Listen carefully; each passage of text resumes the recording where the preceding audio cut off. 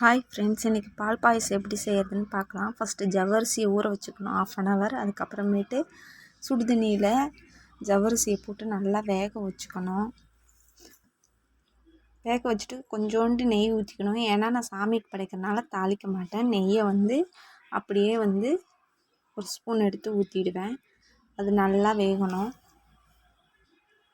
தட்டு போட்டு நல்லா வேக வச்சுட்டு 1/2 hour கழித்து வெந்த உடனே அந்த சேமியாவை உடச்சி உள்ளே டைரெக்டாக போட்டுக்குவேன்.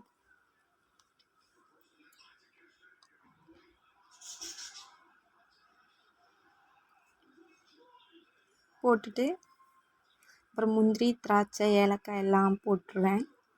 அது நல்லா வெந்தோடனே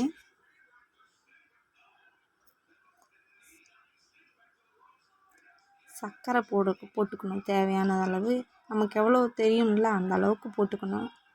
அவங்கவுங்க இனிப்புக்கு தகுந்த மாதிரி போட்டுக்கலாம். நல்லா போட்டுக்கிட்டு நல்லா கிண்டி விட்டு அது நல்லா கொதித்தோடனே அதை இறக்கும் போது ஸ்டவ்வை ஆஃப் பண்ணிட்டு தான் நம்ம பால் ஊற்றணும். பால் ஊற்றினோடனே கொதிக்க வச்சோம்னா தெரிஞ்ச மாதிரி ஆயிரும், பாயாசம் நல்லா இருக்காது. இதுதான் பால் payasam. Please subscribe my channel friends.